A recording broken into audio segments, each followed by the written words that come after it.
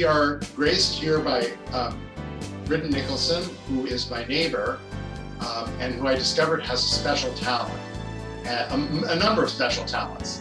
Britton has actually volunteered for Get Connected, our charity that refurbishes computers, and did some gallant work with some very weird machines. Very great. Tried. It's really tough.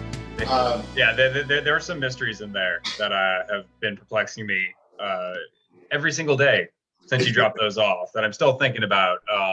But yeah, it was fun.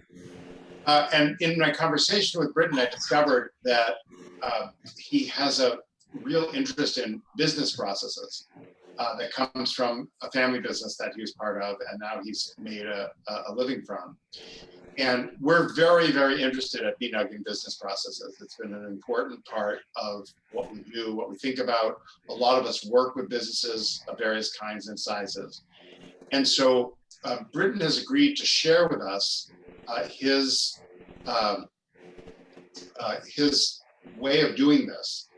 And what we thought would be entertaining would be to do a makeover of my business. What we thought we'd do is Britton would interview me and ask me, what do you do? How do you do it? How can we put this on the web?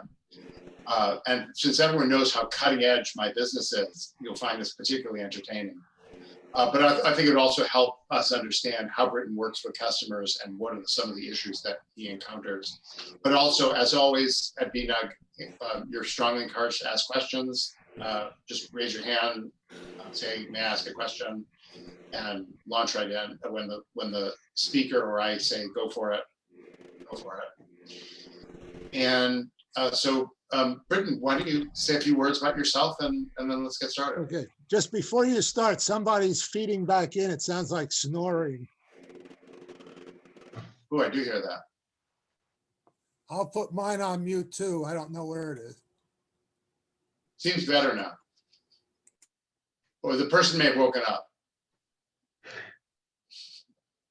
All right, yeah, that's gone. All right, cool, great. So yeah, my name is Britton Nicholson. It's a pleasure meeting y'all of y'all over the internet, and, as best as we're doing in these times. I have so I guess in terms of a bio, I came up through small business. My folks jumped out of the corporate thing when back in the late 90s when I was a bit younger, and they decided they would go into antique sales. I guess they just tried to pick like the most low-key possible business and try to enjoy what they could of life. And through a lot of hard work and a ton of creativity, they were able to build a furniture business out of that. And it's a very small business. It's just the two of them. And their main goal is to work with the community and provide for themselves, through what they have. They're not trying to go out there and be the next Crate and Barrel or Pottery Barn. They're just trying to better their community while paying their bills and making some great connections. They're huge in the community, and through that experience, growing up through that, I decided that I would also like to sort of parallel that in a lot of ways. I'm a creative person, and I knew that I didn't want to spend a lot of my time doing the corporate thing. So after I left college, I immediately got a corporate job because it was the recession, and what else was I got to do? Spent a few years working in a large furniture retailer, doing a lot of their back end and inventory kind of stuff. And after that, I was burnt out. So I tried a few other things, and I came back to small business. I had kept up with technology, as many people do, and realized that a lot of small businesses, not unlike my parents when they first started, were working with limited means, obviously, but also with a technology deficit of sorts. A lot of people have great ideas, really exciting, refreshing ideas that are going to benefit their communities, benefit their families, that are really going to become the next it. But they don't know how to do all the other stuff. They can come up with great ideas to be designers, artists, but they don't necessarily know how to build an operational plan for their business that allows them to expand. They don't know basic stuff like how to start a website. That can be really daunting for a lot of people. So my aim, as I sort of set out on my own, was to build a platform, or not build a platform, to create an ecosystem that I could give to a small business owner and allow them to use inexpensive, smart tools to facilitate an operational plan for them. So what I've done is I use a lot of I use exclusively commercially off-the-shelf products, and I pair them to small businesses. So I go out of my way to test a lot of these products. I use them for my personal business, for my family's business. They're often kind of like guinea pigs in this. And I use a lot of products out there and try to find what fits best for business. And then I help them grow an operational plan, anything from scheduling employees to doing payroll to some book work, anything that helps them get off the ground. Obviously, my main thrust is web design. So I'm always getting them a website and building them an online store if that's needed. A lot of people don't understand that this doesn't have to be a big deal. A lot of people assume that a website is a thing you need to pay a designer to make. An online store is something you need to pay a corporation to help you design. An operational plan is something for a business manager that you need to hire. Having an SEO strategy is something that you need to pay an SEO expert for. And these things aren't really true anymore. There's so many great products out there that are integrated into stuff you probably already use. And through those things, people can have quick, easy, reliable, inexpensive access to a lot of important business tools that can help their business go from being like a really cool idea to an actual business, to an actual brick and mortar business if they want, to a digital business if that's all they need. So I've spent the last few years really, really buckling down on this idea and putting together a series of applications that I've come to really rely on, that I take to businesses and say, hey, I noticed that your website is a little bit dated looking. I noticed you're not selling anything on there. Can I help you with that? Can I help you facilitate, a new design of a website or anything like that? Can I help you? I noticed that like when I come by your store, the staffing is really infrequent. Can I help you build a scheduling program that helps you schedule your employees so the store is staffed regularly? I noticed that you're really hard to find on Google. Can I help you put together an SEO plan to make Google a little bit friendlier to your business? So that's really what I've come to do. It's very low key. I don't work with any like corporate affiliates. So I'm not going to any sort of seminar Google's paying me to go to, or Squarespace is paying me to go to learn about their products. I test all these on my own. I do a lot of research on my own based on customer needs. So sometimes I bring them a product that I've only used once or twice myself, but we will go through that process together. And because I don't necessarily do this to get rich, it becomes a learning experience for me. So I can grow with our clients and customers. And then maybe if the product works out, I can take that to our next set of clients. So it's a very collaborative experience, and it really helps embed me in any community that I'm in. I've been in Boston for about 3 years now, and I've really dug in hard at this point, and I feel like I've made some great contacts. So it works both ways. It's not just for me about just making money. I work with small businesses who have limited means. I'm not trying to make a lot of money doing it, but it's really helped me get into the community and make some great connections. So anyways, that's my long. Martin had a question for you. Could you put in the chat your company website and your LinkedIn profile? Yeah, absolutely. Thanks. I'll drop that in there. It's really simple. It's just brittnicholson.com, and then at LinkedIn, I will get you that in a second. Yeah. So, Ab and I were talking about doing kind of like a little like role-playing thing. What I could also do is I made just a very short presentation that just sort of walks you through my basic process. And my hope here is really to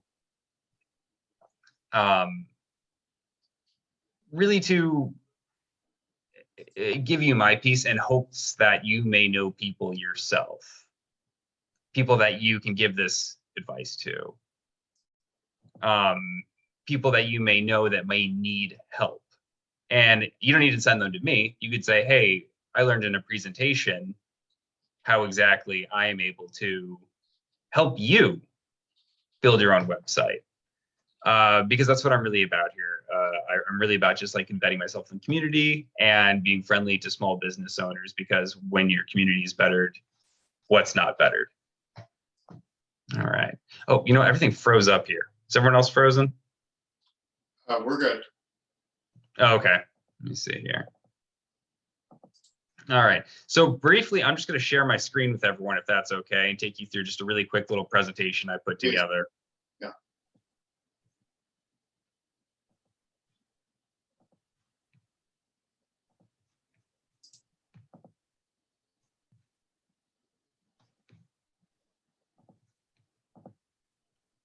All right. You guys seen a presentation? Yeah, we can see it. We can see it. Hello, Boston Network Users Group. That's it. That's you guys. So anyways, I'm not going to take a ton of time here. I just want to kind of show you through my general process and just sort of let you know what it is I do and kind of how I do it. This is a super boring thing. You don't need to read this. This is just there's a lot of text. I don't normally do this. I kind of despise this actually, but it's a disclaimer I give everyone I work with. I am not a business professional. I don't have a business background. I actually have a degree in art. I have a bachelor's of fine arts with a specialization in 19th century lithographic reproductions. So I'm not a business guy. And I like to tell people that, because when people come to me and say, hey, we need to raise our profit margins by 37% over, by Q2, I tell them, you're talking to the wrong guy. That's not what I'm going to do for you. That is a job for a professional in that field. This is kind of my thing. Good ideas are hard enough to come by. Don't let money stop you. A lot of people get bogged down in the details. Yeah. How many ideas have been squashed before they've barely been started? That's a really sad thing. That's a really sad thing. I was fortunate enough to grow up in a household that didn't have a ton of resources, but had a lot of creativity. And we really leveraged that. And over time, over the past 20 years, we've made something that benefits, my mom and dad and my brother and me. And I never want to have to see anybody go through that if they don't absolutely have to do that, which is why I do what I do. In terms of that, there's really 5 things that I think can really streamline what I do that can really help someone take their idea, put it online, have a business out of it in pretty short order. A website builder with e-commerce abilities, really easy to find these days. Doesn't have to be complicated. Social media outreach management. There are some people that are really fluent in social media. They maybe don't need this. Maybe they're fine visiting all the different platforms independently of themselves because they're just always doing it. I'm not a social media guy. I don't feel like I have to be putting myself out there all the time, so it just doesn't come to me natively. So I use a management program for that allows all the social media stuff to come to one platform, and then I can manage all at once, 15 minutes a day, and be done with it. Client management tool. Hopefully you want one of these. Hopefully it means you have clients and you have so many that you need a little help putting them in order and reaching them when you need to. Again, a million options for that. We're going to go over specifically one that is a pretty big one, but one that I really believe in because I've used it for a lot of years and I've never had a bad interaction on there. Google My Business. I know that we are like tech people and we have like a billion opinions on Google. And I'm not going to get into that right now because that's not the aim of what I'm doing. For people that are on their phones, they're looking for cool businesses that sell a thing that they want. They're using Google to find that 9 times out of 10, maybe more than that. And so that's why I really leverage a lot of what Google has to offer for small business owners because they're probably already using a lot of Google services and it can really help them reach customers that are also probably using Google programs. And then really boring stuff like sitemaps and SEO plans. I mean, really boring stuff, but very easy. And it doesn't need to take a lot of time. It can be done very quickly. And if you just look at it as like a quick task that you knock out once or twice a month, it's no problem at all.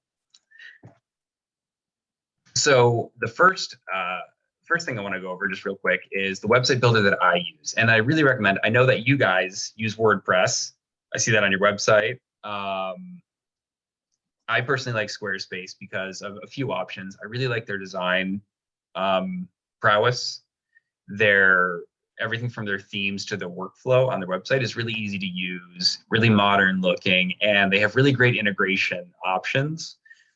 You can do really almost anything you need to. There's almost really no reason to have a custom built website unless you're doing a very specific, you're doing something very creative that requires that. Maybe you sell custom software and you can't use a website to sell your custom software because you can't run it on a website builder like Squarespace. So what I do when I meet with clients is I usually pitch them Squarespace. In advance, I typically build them a website. Squarespace allows you to have 2 weeks free of a website. So actually just recently I partnered with the Pet Cabaret, which is a local pet store here in Roslindale. Sure.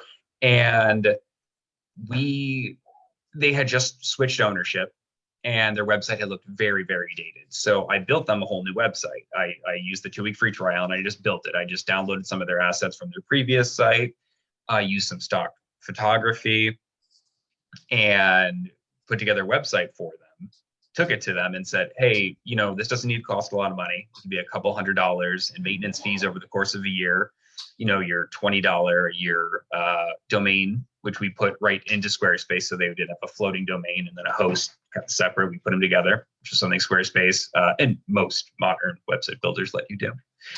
So we put that together and instantly we had a connection and it was great. We could just get off, and running. From Squarespace, you can do everything from put together your website as a front page for your business. You can do an online store on there. They have really, really easy to use software to manage their store. My parents are not tech people. I mean, it's tragic how untechy they are. I mean, my parents are the sort of people where when I go home to Cleveland, which I haven't done in a while, obviously, but they're like literally the parents that ask me how to make the printer work. I mean, they are not tech people, but they run their own online store through Squarespace because I taught them how to do it and it was that easy for them. They also don't have a ton of time, so it's very quick and easy to use. But from there, from the online store, we can build client profiles. So you can have an entire client account system built into the website for people to log in, check past purchases, activate discount coupons, all sorts of stuff like that. It has an inventory management system that's built into it. If you wanted to, you can run your whole email campaigns through that. I use different software personally. I find that one aspect of their business to be a bit lacking. They have payment integration. So you choose a number of payment services and run all of your billing through that. They have spot-on analytics, which are super easy to understand and very quick. They're pulling data constantly, and it makes it just very informative to get a snapshot of your business at any time. Their options for SEO are pretty standard fare, but they're easy to find, and it really helps you understand what it is because it isn't, your search engine optimization can be a really swampy sort of thing to work through, to explain to people. They lay it out very easily. They tell you how to do it, where to put everything, where to put the words, how to use them, what to do to generate that sort of thoroughfare in your website. They have social media integration. They have they're very tied to Google in a lot of ways. You can just do the whole G Suite, which I think is now called Workspace, just right through Squarespace. So it's great for people who have a small team. Pet Cabaret they really have a team of 5 people. We were able to build user profiles for each of them, get them their own email addresses, and host everything right through there. So they use the back end of the website to check their emails, to log in to have customer interactions. They do it all from there. Another thing is they have a wonderful blogging thing. Now, WordPress obviously is top-notch blogging service. Squarespace is not quite there. WordPress is second to none in that for sure. But they have a really great blogging option, which are paired really closely with their whole SEO plan. So they can really help you understand what you should be writing about and how to write it. And it's very helpful. Free trials, as I've mentioned, which are always helpful for people who are skeptical, wanting to try this stuff. And like I said before, modern design. It's been really great for all the companies that I've worked with, all the small business owners, all the independent contractors that I've worked with. They really like working with me and working with Squarespace together, because it's instantaneous. People ask me, in fact, just today I had a customer who wanted to put a promo, let's see if I could find it, up on their website. It's actually the Pet Cabaret I mentioned earlier. They wanted to put a cool little promo up. So let's see, let me log in. I'll show you this real quick.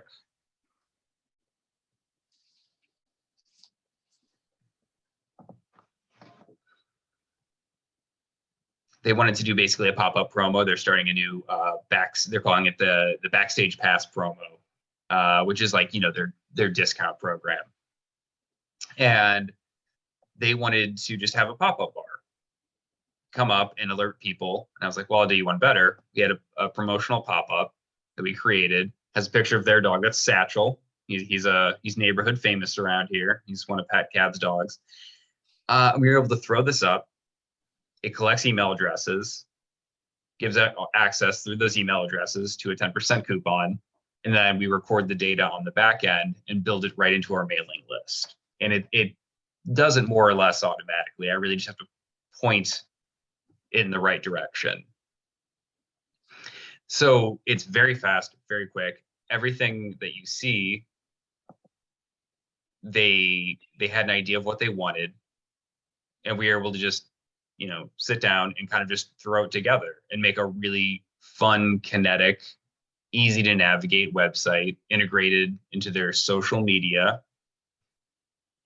with soon to be access to an online store. We're in the midst of uploading their entire catalog. They have over 6,600 items in their back catalog. So we're working through that. It's a process. It was a lot of stuff. We might have to end up slimming that down. If you can imagine, they went from having no online store to an online store with nearly 7,000 products. It's a lot of work, but we're going to get there. We have blogging options, which are really fun. The store owner writes these and then sends them over, and I just post them. It just takes a few seconds, but they're great. We generate a lot of what we write about through our SEO plan. We sort of are constantly looking at important keywords we're finding, the way people are talking about, you know, wanting to find pet supplies, and then we sort of find ways to put that back into our blog, kind of hit all the keywords that are necessary, and help guide people to our website that way. And Squarespace helps you with every step of that. In fact, I'll go back here. It would be really interesting to see, Britton, is how that works. Like, how do I know what words to put in my blog? So, I'm going to go to my other website here, actually, because we just set that one up. The Pet Cab just switched ownership. It's been pretty exciting. Yeah, let me go to one here. And starting with animals, like, you can't go wrong. No, well, that's the thing. I work with dogs on a personal level. In fact, not here. I just adopted our second dog on Thursday. So we got a new dog running around the house here. His name's Ray. He is blind, and he's figuring it out. He loves being here. Yeah, let me go back and show you one of my other websites, which incidentally is about dogs. This is Highland Hounds. They are a dog hiking company based out of Hyde Park. And they've been around for 6 years, and they similarly had a very janky web presence. And when we talk about Google My Business in a little bit, theirs was terrible. Their Google My Business was basically pegged to the house they were living at. So when you Googled their business, it just showed the Google Street Map of their house and no other information. And it was really confusing looking, and it really looked like the sort of place you would not want to take your dog to. It was pretty janky. So from Squarespace, we can go to the Analytics tab, and we can search keywords. And basically,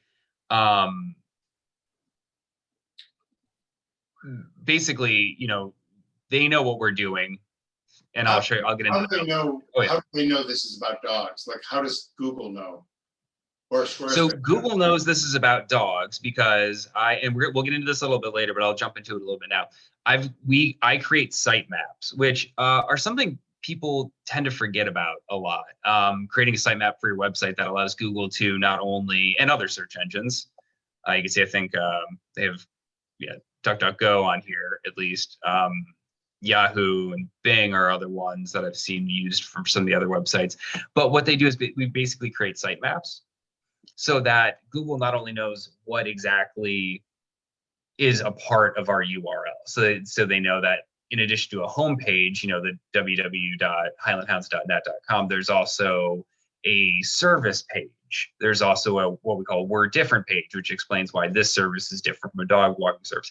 Google uses our sitemap to run through that, find that information, and then through the Google search engine, they also pull out all the little words that we write in. So when we write a description of our service, they see dogs, hiking, and then when people are on Google looking for these services, dogs, walking, hiking, their algorithm, which is a black box of sorts, is kind of pairing these things together. So this site hasn't been super busy. So anecdotally, I actually work for these guys pretty much full time these days, partly as a dog walker, and we are super busy right now. So we actually have put the brakes on all of our outreach for new dogs, and we put all of our outreach into hiring people because we're absolutely booked up right now. If you have any dogs in the Roslindale area, let me know. We'll get you a discount. But what you can see here is, as we scroll down to the keywords, these are all the words that we're finding a lot on our website, and that Google, and you can see they're finding, NAP certification, they find it on our services page. Highland Hounds, they're finding on all of our different pages. And that way, when people are looking for, similar words, dog sitter, Jamaica Plain, they know where to take us. And a lot of this stuff might not even, in fact, I think this one here, that's actually a great example. Dog daycare, Jamaica Plain, we don't really have that on our website. We have people coming in and looking for that, but it's not there. And that lets us know that's an opening. We need to talk about the fact that we do dog daycare and we are in Jamaica Plain. So then we go back in there, update our services, or maybe write a blog post about all the great places to take your dog in Jamaica Plain, and create an outreach program through that. And it's all right here. I mean, you can go and pay something like, there's a service called, and I might be butchering the name, it's ah.refs. And it's a really great keyword search program, but it costs money. It's about $100 a month. And they're going to get very granular and really help you understand what your customers are looking for and how you should be implementing that based on keyword searches. But this gives you a really, really quick look into what people are looking for on Google, and if it's on your website, and if so, how you can be better using it, or if it's not on your website, as in dog sitting Jamaica Plains, you can see right here, it's not on our website. It's nowhere on our website, but people are looking for it. So we need to add that to our website. So Britton, can I ask a couple of questions? Yeah. So one thing is just I want to tell everyone, if you go to zoom ratio at the top of your Zoom screen, you can change the magnification of the screen if you want to look a little more closely at this. So just to, this is for the viewers, for the members. If you, gotcha. If you want to look at things a little more in more detail, you can click on zoom ratio and change the magnification. So I wanted to ask about this process a little bit more. So what happens is you go into Squarespace and you say, I want to go to analytics. Mm-hmm. And then in analytics, you say, I want to study keywords. And then the keywords that it brings up on the list is automatic. That's something that Squarespace and Google come up with based on your site. That's correct. That's neat. Yeah, so it's really cool. And comes up with all these words and points out that you're missing something, like nothing about dog. Exactly.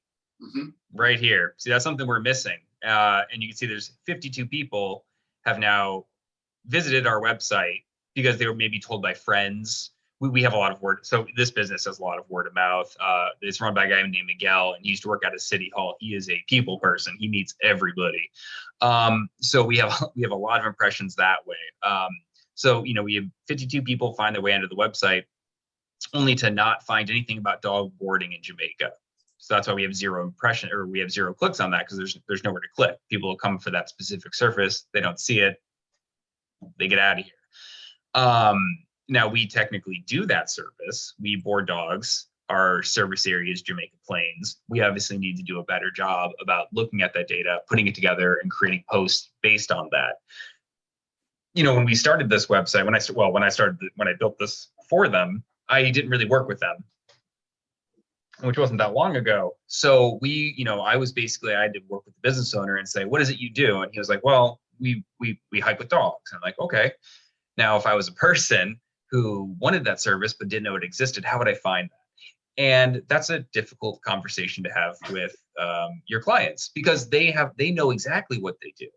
And it can be really hard to put yourself in the shoes of a client who doesn't know what they do. And this is what this is great for, because it can really tell you, gets you right into what people are searching for, and it lets you know. Likewise, they also have really fun analytics that are really just fun to look at with traffic sources. And you'll see here what we do with Highland Hounds is we're very granular because we only have so many people, and we only have a very small service area. So if you go into geography, you can see where we've targeted all of our clients. And let me see if we can zoom in a little bit better than this. You can see that we have Boston, Jamaica Plain, Roslindale. These are really where we're targeting our groups, and it seems to be working pretty well. We're seeing all of our concentration here. You're seeing much less concentration outside of areas we can't get to. Excuse me, Britt? Yeah.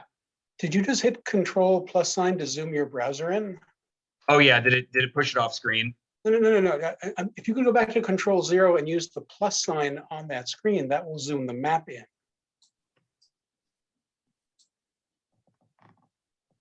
Oh, like this map?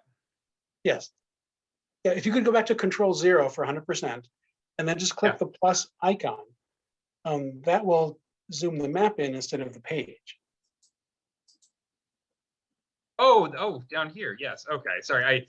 I'm working with a new computer here, and it's a really high resolution thing. When I'm on Zoom, people often tell me everything is too small, so I'm like really self-conscious about making just like the whole screen bigger. Oh no, there's nothing wrong with enlarging your page, but if you use the plus sign, that will zoom the map in, right, so you can see your region better. Britton, what are these numbers, 21, 22? What does that represent? So those are the actual the pings that are coming in for the past. This would have been we got 30 days here. So you see, we have 22 people dial in from Boston and go, and this is just capturing right to our homepage. So this is the one problem with the geography section is there's a lot of people that come directly to our services page. This is just collecting homepage information. It's something that Squarespace is working on. Because these numbers often don't line up with some of the traffic data we see elsewhere. But yeah, it's great. So another thing that I guess you'd say I'm proud of is when I'm pitching my services to people, I'm typically not involving any conversation about doing any marketing buys. We're not talking about like, pay-per-click campaigns, because these are, and we can talk about those things with clients. Those are typically things that I've found in the past scare people.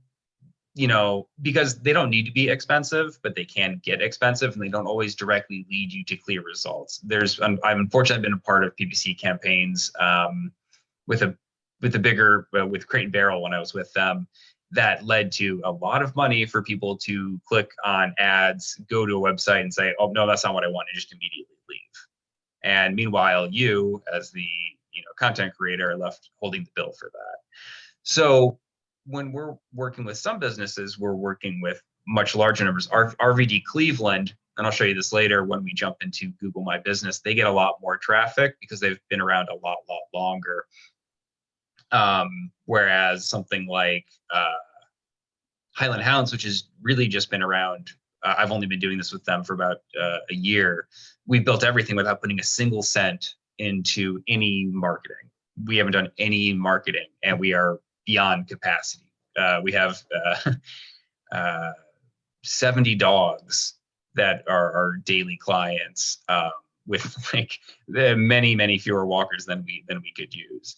And again, it's not about money. It's just about putting it out there and just letting people see what you do and just being smart about where people see that. It doesn't have to be expensive. It doesn't need to be something you buy, which is, I feel, pushed a lot these days.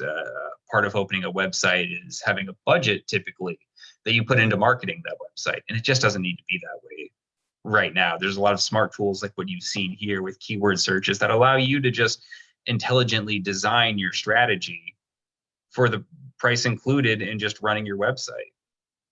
And what is that, Britton? What's that? What is that price, to give us some sense of how much it costs? Yeah. So the price is, so if you want to start from, the floor and get your own domain, domains are $20 a year. But the first year is free and included in the price of the service. Services, if you want the entry-level business website where you have access to e-commerce, payment platforms, anything you need, and everything that something a business as large as the Pet Cabaret has, it's $225 a year. It's really not a lot of money. You could pay it monthly, you could pay it all at once. It comes out to the same fee. It's honestly one of the best deals in the market for what you're getting. I've worked with, like Weebly, I've worked with WordPress. There's been a few others in there, but it's been a while. I can't remember them. There's another one that starts with a W. I'm trying to remember. But yes, Wix, W-I-X. And dollar per feature, I have yet to find anything better than Squarespace, because of the flexibility of the design and the fact that they have a little bit of everything built into their website. I don't currently use any of scheduling platforms, but if you needed to, that's built into here. It's actually a program that they built in called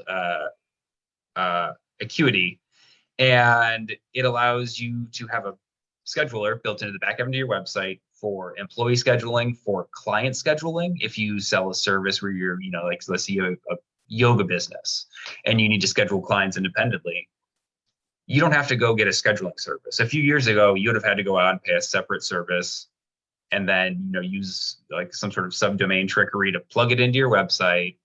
So they'd go to your website, they'd click on it, they'd be sucked away to another website that would handle your scheduling and then email you back all the appointments. You don't need to do that anymore. It's all in here.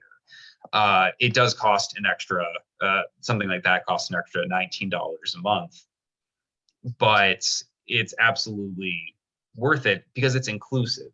And again, what I'm doing here is I'm working with small businesses who don't have a lot of time and money. These are people that don't want to have bits of their business here and bits of their business here and there and there. They just want it all in one place. And that's really why I emphasize something like a Squarespace, because it's going to really take care of the bulk of your work for you. Everything from, you can see we have the online. Oh, in fact, I'll show you for RVD Cleveland. This is my parents' business. They have an online store, and like I mentioned earlier, they run this. This is like a couple people who can barely use an iPhone, have an online store. It's really that simple. It's smart, it's clean looking, it's fun to browse. You can add to cart. It'll send reminders to customers if they've looked at something and didn't purchase. It's a really cool, simple, straightforward online platform to use. Payment fees are very small. Well, they're at least competitive. That business has really stabilized in a lot of ways. It used to be very difficult to find an online purchaser. You'd have to go through and look at everybody's price, what they're charging, what percent of each purchase they're going to take. Typically, it's about 2.9% plus a 30-cent transaction fee.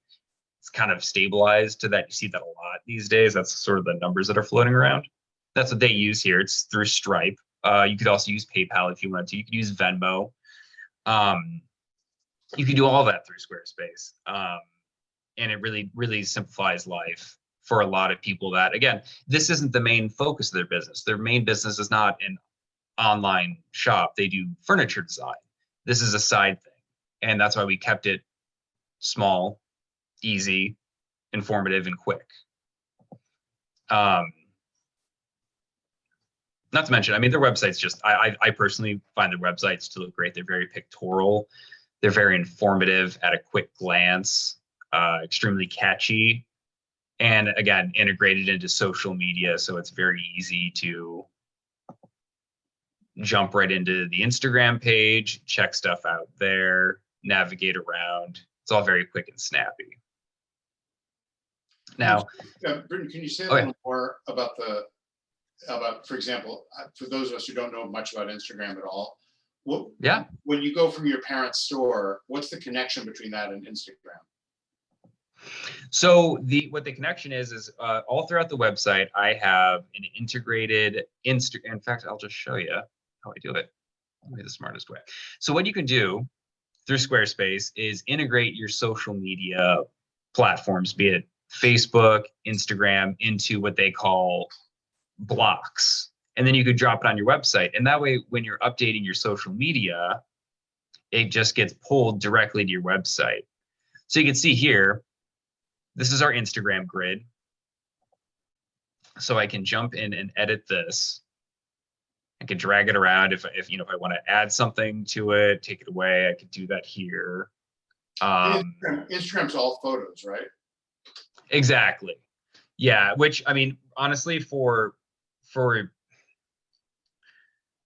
most modern small businesses who are selling a product or a service, a physical product or like a tangible service like dog walking or something, it's really proven itself to be one of the better ways of getting your idea and your brand across as quickly as possible. It's really lapped Facebook in that way in a lot of ways because the user base is slightly more active. They're turning over that information more quickly. And there's something to be said about being hit by the impression of something you love seeing. Here, I mean, you can imagine going through your Instagram feed and seeing these beautiful, adorable dogs having like the best days of their life. And you're like, well, I need to know more about that. Facebook, it can be a little tricky because maybe you have some pictures in there with, text pieces, and it can feel less exciting to be a part of that ecosystem. So basically, all we do is we just add the Instagram block to the website and put in our credentials for Instagram, and it can allow us to just zip right to Instagram and then have access to our social media platform from here, from Instagram. And we'll talk, I have a little plug about this later. We have a link tree, which is a really cool thing I think all businesses should use for their social media, where instead of having to choose what you're linking to what, you just set a link tree. And from there, it basically provides you just a clean, simple design that'll take you to your Facebook page, Twitter page, Instagram. If you just want to become a member of their service, you can go right there, take you to their website. Or if this is for their employment. You can see we moved that to the top because we are desperately hiring right now. We need talented dog people. So, and that'll take you right to the service or to the website. Yeah. Two things. In my business, I help people learn how to use their computers better. So I work basically one-on-one. These days remotely, but I have done tons of 20 years of work in person. Apart from my taking pictures of their equipment, so when I'm working remotely, I have some memory of what their mess looks like, or the smiling face of someone whom I'm helping, which I don't tend to do because people don't want their face online. I've never understood how photographs or drawings or pictures relate to anything to do with me or my marketing. So maybe mine is just not the right kind of business to think about Instagram at all.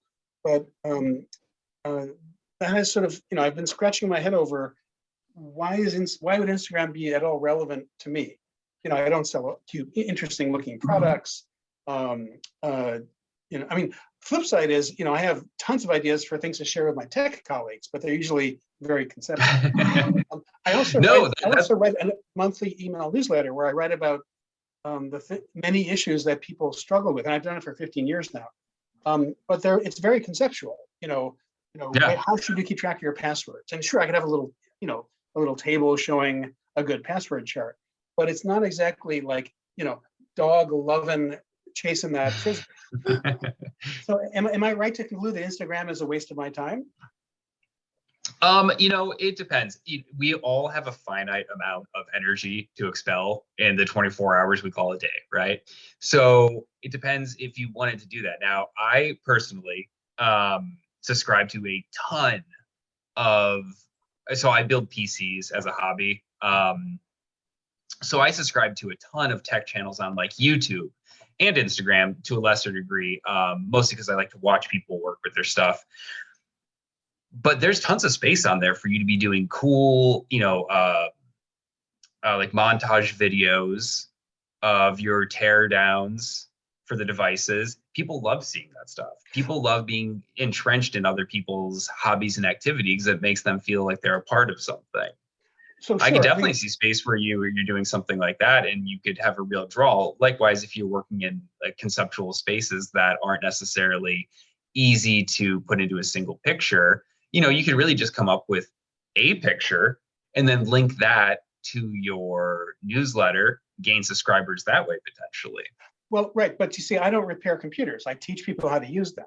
So, and I'm not big on the step-by-step how to do X or how to do Y, because there could be 50 variations, how do you download and install, a thing on your computer? Well, it depends whether you're using Chrome or Firefox. And I don't feel like making a video for every possible browser. I do much better with words, thus my newsletter, and one-on-one interactions with clients, which I'm not going to video. Right. So it just seems like a lot of work to try to say what's a good picture. I mean, I post my newsletters on LinkedIn as well, and I didn't realize for the first few months that LinkedIn was arbitrarily, for articles, arbitrarily assigning a picture if I didn't bother to put one. And they were insane, and they were irritating, and they were jarring. So I could not, here's a newsletter about passwords. Here's another newsletter on passwords. What's a good passwords picture? Again, that was a waste of my time. So what I finally came up with to pacify LinkedIn was to take a little layout with words that basically reiterated the title of my newsletter. And I took a picture of it. And it fit the size, and I make that the default photo for the photo for each of my articles, which basically just reiterates the title. And the first few months, I actually had a little caption that said, "This fulfills the irritating requirement of LinkedIn," and eventually I stopped having that part. So that's and that's super quick. I just copy and paste the title, adjust it to be centered, make it a picture, and make it the title, the required picture for my article. But so I find it really irritating to be, forced to come up with a picture every single, let's say, newsletter, where it's a topic on a theme, security, passwords, printer problems, confusion, inspiration. I mean, I've tried. I spend 5 minutes once in a while looking through collections of clip art, royalty free, and I can never find anything that seems appropriate for me. So I just went with the words. So, maybe I'm just not very visually oriented or photograph oriented. Martin? Cherise? Yeah, have you thought of a Wordle map? Well, that's a navigation tool I think you're talking about.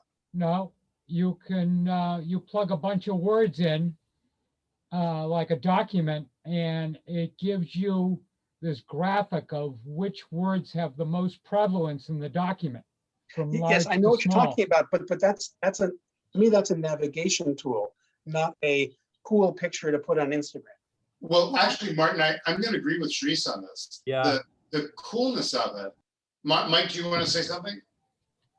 Just to clarify, I think the generic term is a word cloud. Yeah, word cloud. There's lots and lots of free resources that make them, and all you have to do is just paste your text into a window and they'll generate it, and then you have your choice. It's a very, it's ridiculously easy, and it'll fulfill the purpose that you have in mind. Well, And no, a I'm lot sorry, of people I use disagree. it as art. Martin, sorry.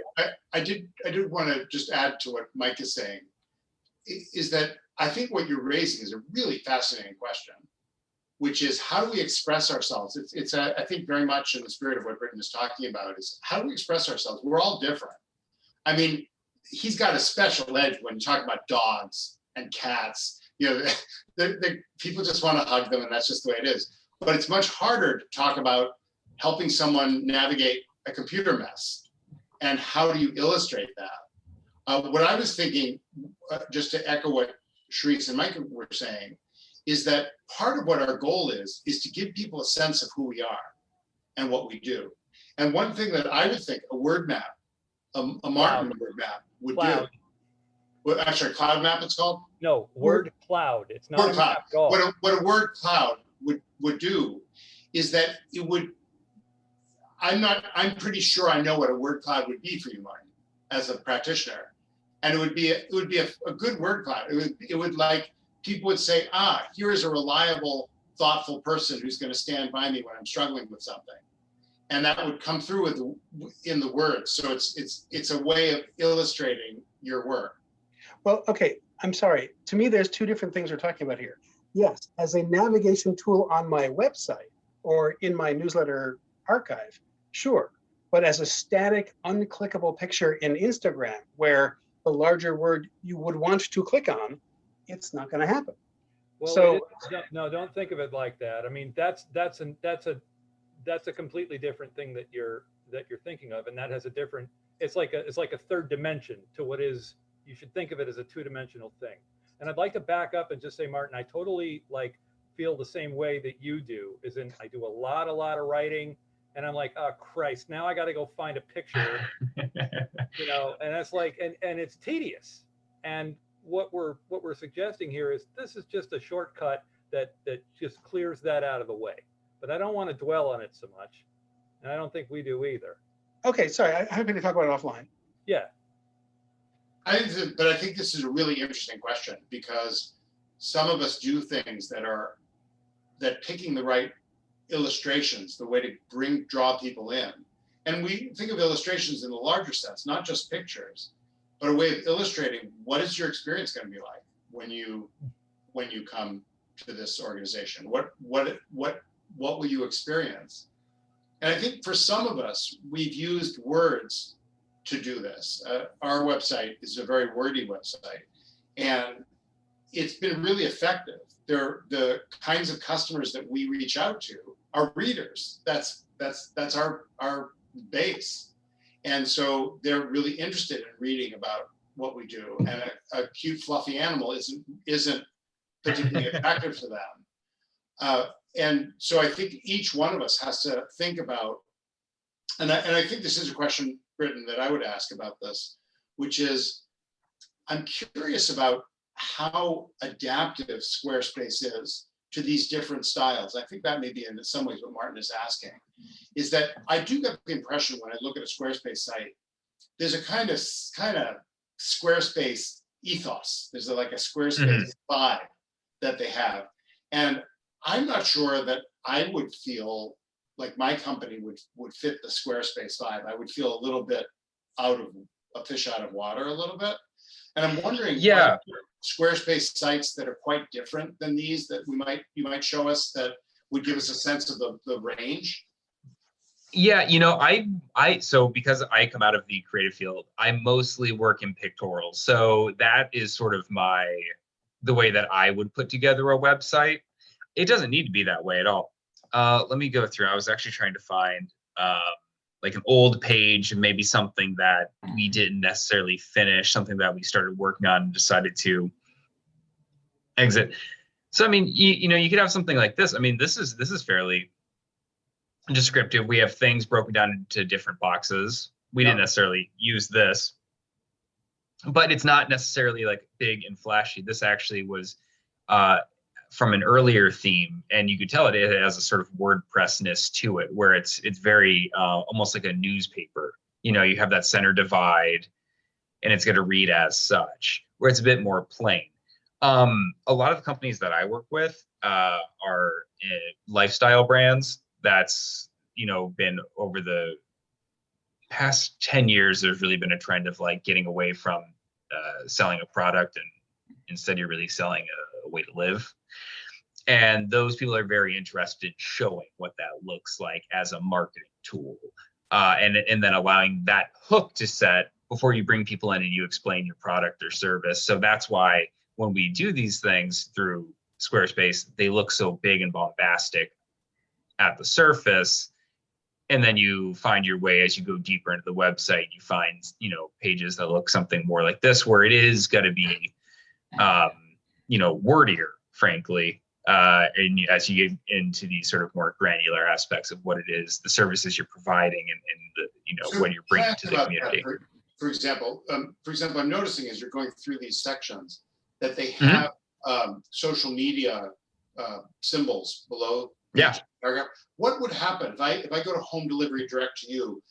I gather Instagram is the one that looks like a little Instagram. Yeah. Camera. So if you went to Instagram at that point, where would it bring you? So I think right now it's just going to take us to our main, just like our home page. But if you wanted to, you could link it to any specific image. So what I could do is I could link right beneath the home delivery to the Instagram page if one existed. This is a business proposal that is still not finished because the Pet Cabaret doesn't have an inventory yet online. But we could have them go straight to an announcement about the service, or vice versa, where you'd have someone on Instagram find that, and then it brings them here. So you're basically connecting the two, and in that way expanding where and when people are coming across this information. To me, that's really important because, again, we're not working with a lot of money. We don't get to like put ourselves places. We're really trying to cast a wide net as possible through existing services as cheaply as we can to try to bring in the people that we are targeting. Mm-hmm. Let's see. What else were we talking about? I feel like we were talking about something else there. Yeah, Britton, I'm just going to pause for a moment. We have I've been trying to instill a tradition in our group, especially because of how hard work Zoom is, to take a break around this time. So I'm going to suggest that we take a break for about 7 minutes, and everyone can rest and eat something or hang out or whatever they'd like to do. And then we'll resume at 7:40. The 7-minute stretch. Yes, this is a 7-minute stretch. Perfect. Sounds good. I'll see you guys then. I'm going to stop the recording for now. Okay. Welcome back, everybody. Howdy, guys. So, Britton, where do you want to go from here? Right. So we spent a lot of time on Squarespace, and there's a little bit more to go through here. I got a few other tricks on my sleeve here. I also just want to, so I'm going to have, I'll put this presentation. I don't know, Adam, can I like send you the presentation? You could like host it somewhere if people wanted to like check this information for themselves. So do you guys typically do anything like that, or? Yeah, absolutely. Want that? So we have a place on our website, I think, where we can put that. So that would be great. Okay. Yeah, I'll fill it out for the purpose of that. I'll fill it out with more links that'll make it a little more friendly to people that might visit your website. They could say, oh, well, hey, now I can, I would love to check out this free resource, and then click on it, it'll take them there. So I'll build that out a little bit for you. Wonderful. So if we don't get through every little nuanced thing in here, it's not a big deal. I didn't get into the fine points with it because there's only so much time anyways. If you guys wouldn't mind, I'd like to move on to kind of like the next topic outside of the website builder. I promise it's all related, obviously. Please, yeah, go ahead. So the other aspect of business growth that I feel is really important, again, because it's about as close as you can get to free marketing, is getting a reliable social media manager. So a lot of people, I mean, if you look at like a business like a startup business that once as wide a reach as it could possibly get. They're going to be Instagram, Pinterest, Facebook, Twitter, YouTube. I mean, they're going to be everywhere. I mean, I can keep going and going and going. Obviously, I don't believe in like a one size fits all approach. You need to find what works best for your business. Some businesses don't need a Facebook, some absolutely need it, some don't need an Instagram, some do. And it's a matter about finding what makes you comfortable. We were talking earlier about an Instagram page that, yeah, maybe might not make a lot of sense. Maybe it is just a waste of time. Maybe if you could automate it though, and make it so that you don't think about it, you can still have it, have access to it, and have that sort of social media portfolio available to you. And maybe you catch a few fish, throw the line out. So to that end, social media management. There are a few tools that you can use out there. I'll actually steal the screen real quick again.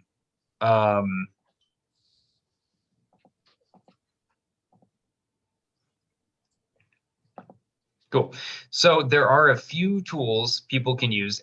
These things are available anywhere. And basically the aim of a social media manager is to take all of those platforms that you may potentially want to use or not, and put them into one space. That way you're not spending all sorts of time checking requests on your Facebook and then going over to Instagram and remembering to reply to somebody over there and then having to jump onto Reddit and answer a few questions. That you can just tie everything into one platform. And it's really handy for business users.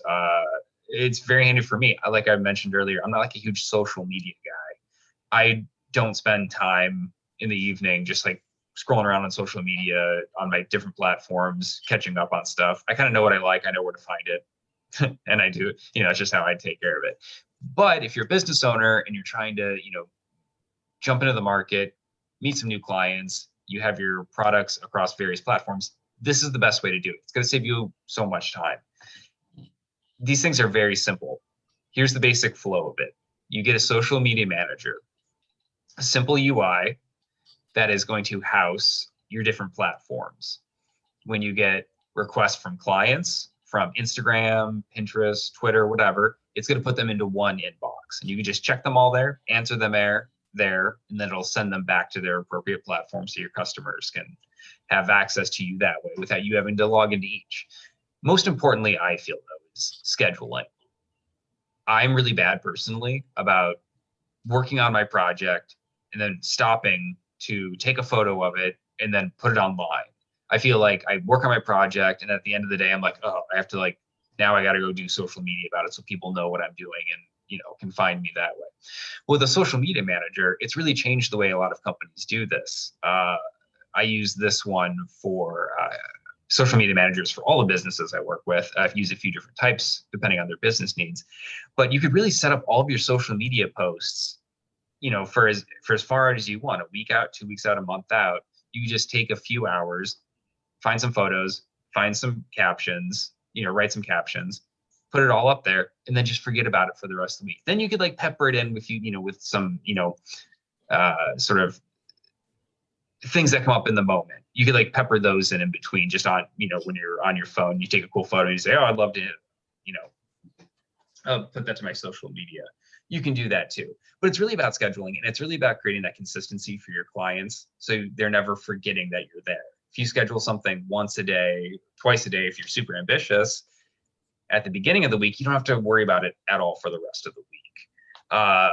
I find that our clients are really thankful for this, for all the things that, for all the ways that, something like a Squarespace can make your life easier by designing a website easily and designing systems that work in the background.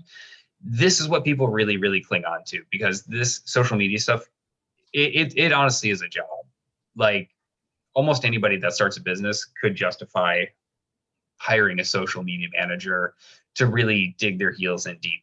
I don't know that I recommend that for most businesses, but it easily could be, because it takes that much time if you're really going to get into it. So a good social media manager can really change the dynamic of that.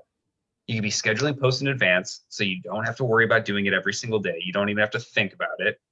You can, not unlike Squarespace and some of the platforms we use, pull analytics and hashtags So you can tag all your posts. It's going to tell you what you should be looking for.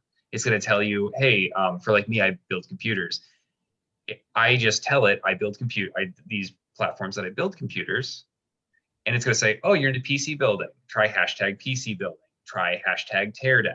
Try hashtag RGB. It's going to tell me all these things. So again, I'm not out there researching what people are talking about and how they're talking about it, because that is that's a whole thing. This is all it can get like very wonky. I mean, there's a lot that goes into making a really good social media presence and profile, but these applications are going to really help you speed through that. There's a few that I recommend: Buffer, SocialBee, and Hootsuite. The first two, Buffer and SocialBee, they have free trials, and they're not time trials. They just allow you to link up to, I think it's 3 profiles. So you do like a Twitter, Facebook, and Instagram. And then you could do 10 posts per each at a time. And in that way, you can get access to good analytics that'll help you understand, what hashtags you're supposed to be using to reach customers, and scheduling them in advance. You don't need to worry about it. Hootsuite does a very similar service. They're a bit more robust on their analytics. I won't get necessarily super into that because I'm actually not really that part of the business, really digging into the back end analytics. And social media to me is extremely boring stuff. I prefer not to get too deep on it because I find that overcomplicating things doesn't really add value to any business strategy in this case, because you can get analytics from your website and through Google. And these are obviously no less important. But I feel like for what I do for businesses, because I'm not there helping them, I'm not making their posts for them. For me, it just doesn't, it's not quite as important. So I really prefer Buffer, SocialBee. They can help you understand what your clients are looking for. They can help you, again, schedule them. So it doesn't take any of their time. They just do it once a week and they forget about it. And it has a ton of, these all have really interesting features. They have link tracking. So every time you schedule a post and send it out to your platforms and someone clicks on it, they can give you really, really cool information about, when they clicked on it, where they were looking, how they came to you. And it helps build a picture of, maybe what your clients look like, where they're coming from, how they're finding you. These are really, really interesting features for a service that costs almost nothing. Again, they're free. And all 3 options, if you want, like the professional grade for a single user, are no more than about $29 a month. But honestly, for $30 a month, to save hours and hours and hours of doing all this research, remembering to do social media. I mean, for me, $30 is absolutely worth it, so that I could just sit down on a Monday, grab a cup of coffee, upload some cool pictures, have, SocialBee or Buffer tell me what hashtags I should apply to them to, reach our audience. And then I just send it out. And for the whole rest of the week, I don't worry about it. It's a really interesting proposition. Likewise, I'm not spending all sorts of time jumping into inboxes from all the various platforms, remembering to get back to these people. I could just find all that information in one spot.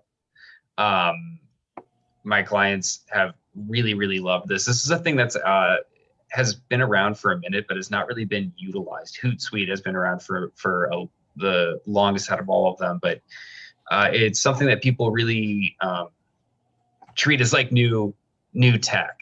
So it's always exciting to talk about to that end, because people realize how quickly it could change the way they spend their time, and so they can focus on what they actually do versus having to focus on promoting what they do, which is always the worst part, at least if you're me. Mike, can I ask a question? Yeah.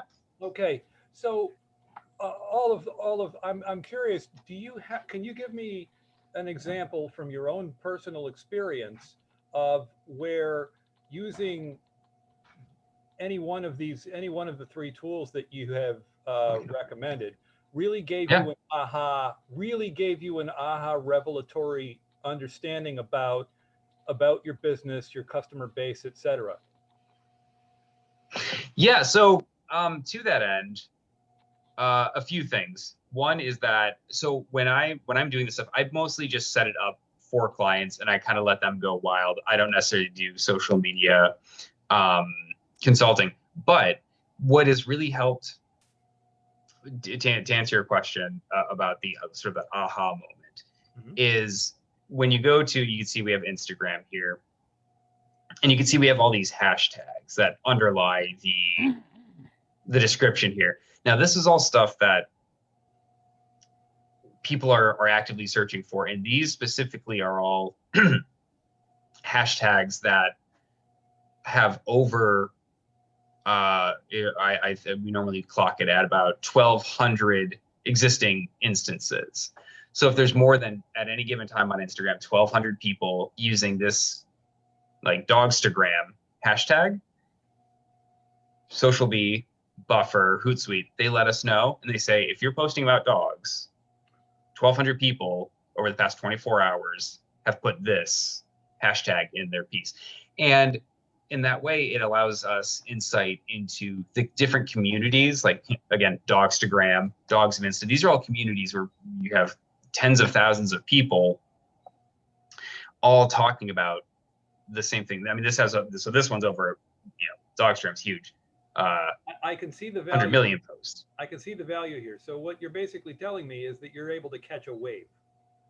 Yes. That's great. Very quickly, like the day it's happening. Cool. Thanks. Yeah. And that's really handy. I mean, because again, this could be a job that someone just really, if they wanted to really dig in, they could spend all day doing this sort of stuff. And obviously, small business owners don't have that time. I'm not quite understanding the path here. So could you walk us through how we would use this tool, how we would use like this hashtag tool for people who don't even know what a hashtag is? Can you explain?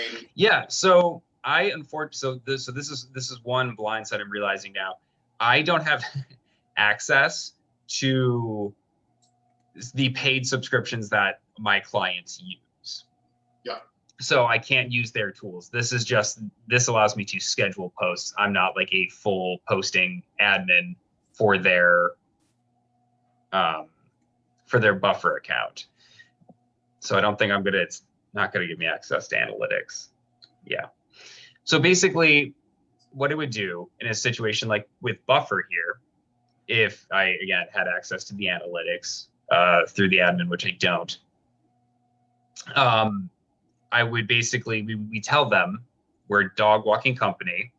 We're in the lifestyle business. We're in the pet industry. We walk dogs.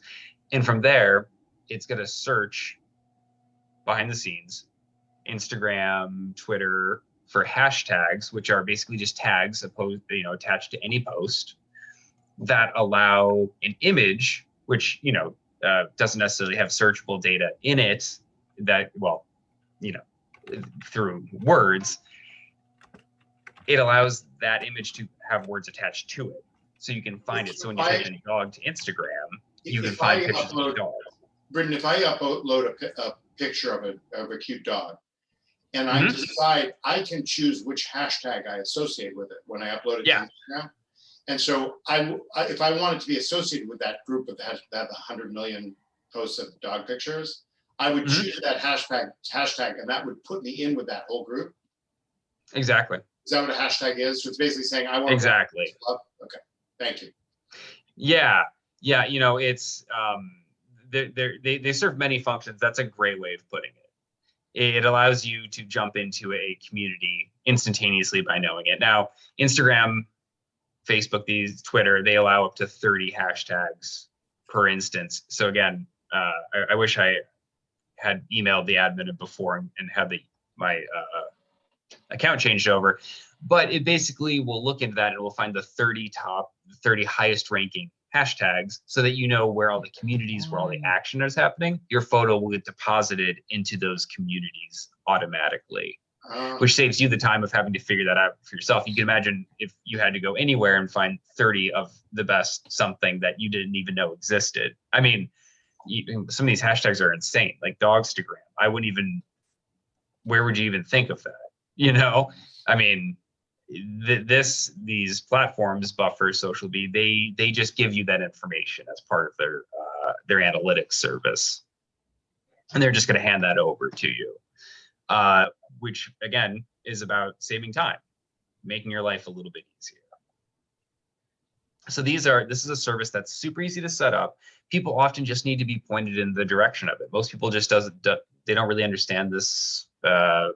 These services exist. They know that they want to be on social media because any website that has tips on how to start a business is going to tell you jump on social media.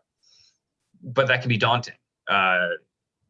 You know, I'm 34 years old. People tell me that I was born right in the middle of the social media wave, but I honestly have a really hard time navigating a lot of it. It's just not, I don't feel native to it. I don't feel like I'm a part of that world. So having something like a social media manager that can hold my hand and just simplify the process has been fantastic for me. Again, because of what I do and how I work with clients on an intimate basis, I don't use Instagram to talk about my services. For this, I use Instagram to talk about my paintings. I do commission paintings. So I'll put that sort of information on there. But for like this sort of thing, I don't really advertise that through Instagram. Kind of going back to what we were talking about earlier is, you know, I don't find it to be necessarily the best way to use that. I could get creative with it. I'm sure I could, you know, start, you know, making videos of how I do this for small businesses and posting that, and then, you know, putting that on YouTube, linking it to Instagram, and building an ecosystem that way. It's just not something I've done yet.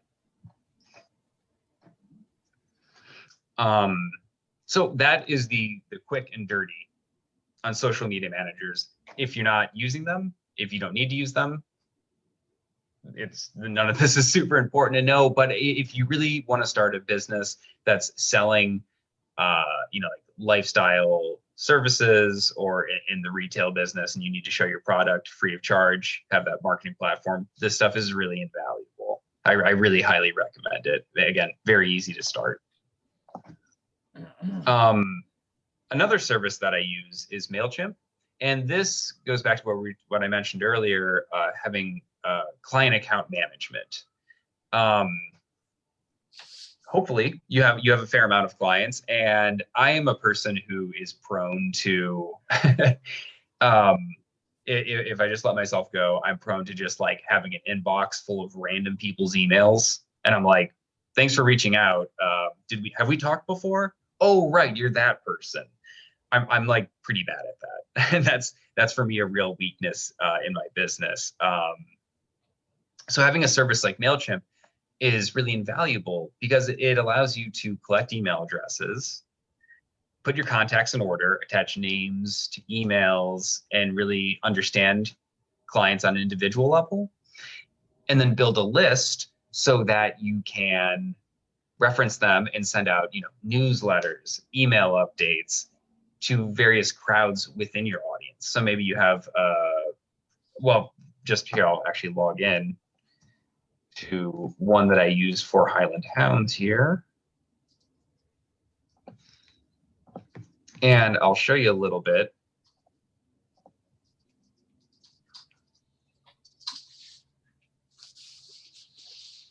Britton, Yeah.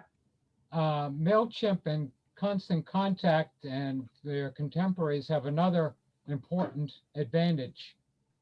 Because if you try to do this yourself, the ISPs are going to, you know, their algorithms are going to say you're a spammer, and they're going to block you. Exactly. Whereas Mailchimp and Constant Contact, they know are legitimate, you're paying for it, so they're legitimate, they're going to let it through. Exactly. That is, and thank you for bringing that up, because that is huge. So we didn't use Mailchimp. When I came on with this team, they weren't using Mailchimp. And what they were doing was they had an email that they purchased their domain through like a third-party domain purchaser, and it wasn't tied in with like our Squarespace website as it is currently. And they just had like an info@highlandhounds.net address. And when they needed to reach all their clients, they just copied and pasted all their clients into the to bar and sent it out. Well, the ISP saw that and was like, well, this is obviously spam. And none of their clients were getting these mass emails they were sending out to people. So in the instances of, having like a snow closure where, the roads were completely covered in snow and they couldn't get walkers to people's houses, they'd send out these mass emails and nobody would get them. And then everybody would call and be like, why is no one here to get my dog? So Mailchimp provides that service for you. They work with these companies and allow them to filter your mail accordingly to your clients, which has been fantastic for Highland Hounds, because they need to be in constant contact with their clientele.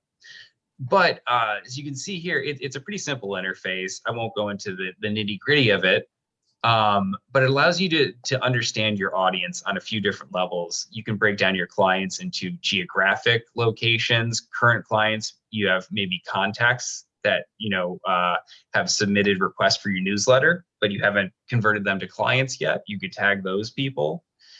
And it really allows you to break apart your clients intelligently and very quickly, so that you can, just communicate instantaneously and in an organized way that never feels overwhelming. Likewise, it may be my favorite part of this, even though it isn't necessarily, I think, what everyone is here for, is that it has a really great and very easy to use email template builder.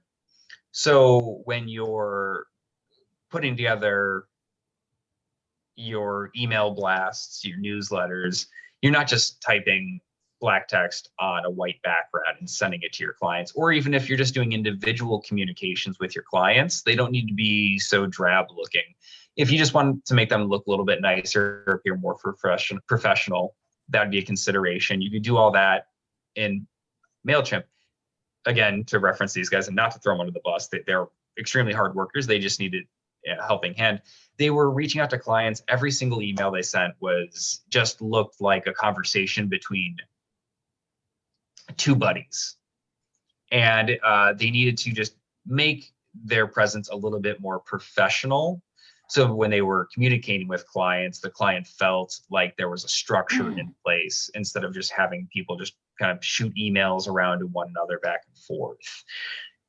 What's cool about Mailchimp is you can import all of the templates you make here into your individual email account, and then make personalized emails from these templates. So this is obviously an example of a newsletter that had been sent out at some point over the winter.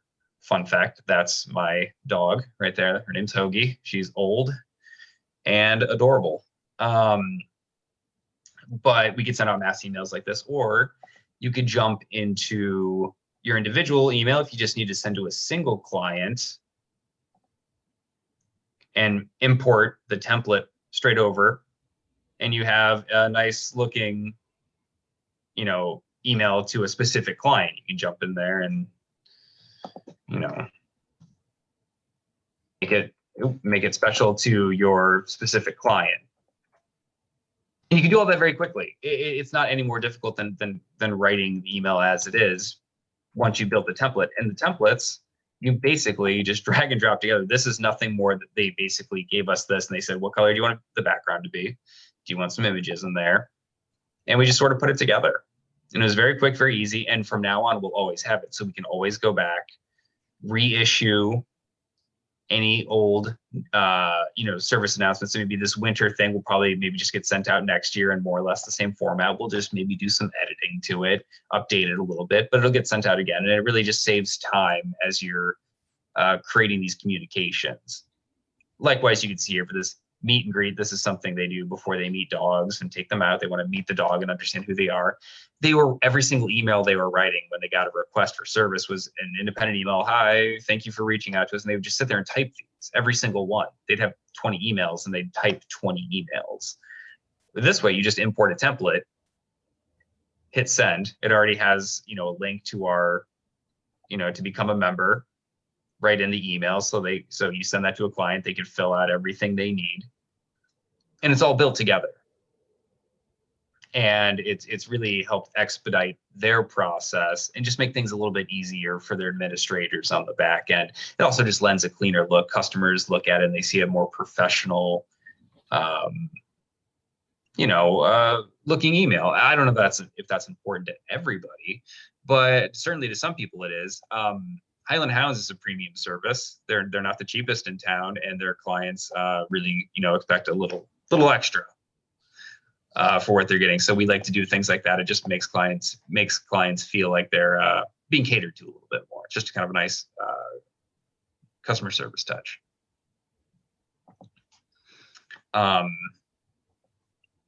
What else did I throw out here? Oh yeah, I mean, it's also integrated into social media too. So when you send out your newsletters, you can have that go right to your social media outlets. That's important. Or likewise, you can see here, they're linked right in the email.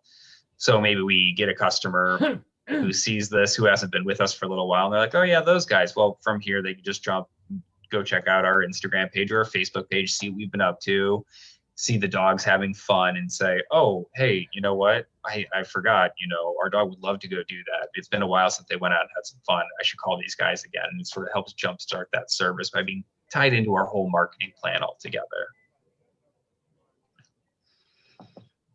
Okay. Yeah, I highly recommend these guys. Squarespace actually has its own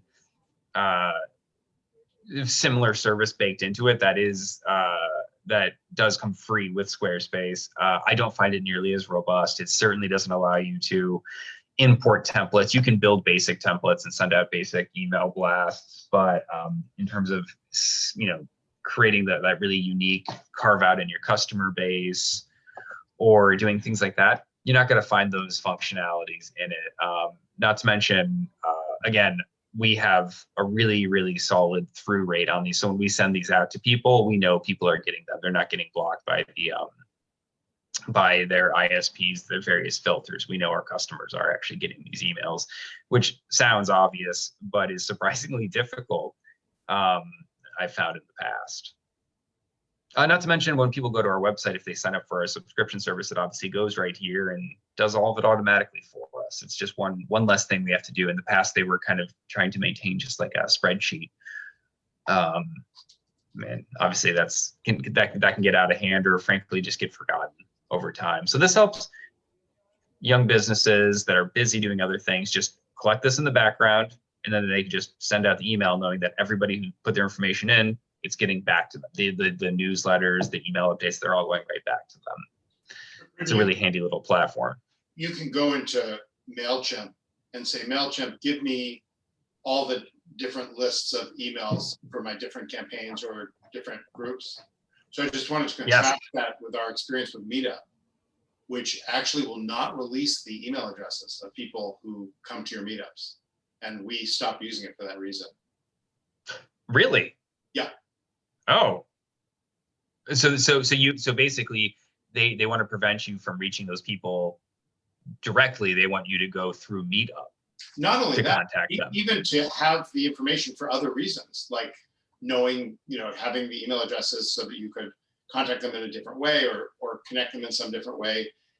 They just simply will not release this information. Oh. And we were so shocked and disturbed by the attitude that conveyed that we stopped using Meetup for that reason. Adam, hopefully you didn't. Adam, in my experience, there are some Meetup groups or meetings where in order to register, I have to also visit some other website, most often Eventbrite, even if it's a free meeting. And I'm pretty confident that Eventbrite does that. But just like in our case, if you wanted that, you'd have to have an extra registration step. Right. Oh, I like this would. Sorry, say again? I like your word cloud. Oh yeah, I'm playing around with it. That's neat. Yeah, I'm playing with. I think it could be very appealing. I think there's a lot of art. I remember when I was a kid, there was a book, really big bestseller called The Andromeda Strain by Michael Crichton. Oh yeah, I remember the movie. And it had this book cover with a naked guy on the front cover. So we were all very interested, like it just caught our attention. I wonder why. That's funny. It was a great movie. All right. So we're getting near the end here, guys. I won't keep you too much longer. So again, going back, I know that we probably all have opinions on Google. Yeah, what can you say?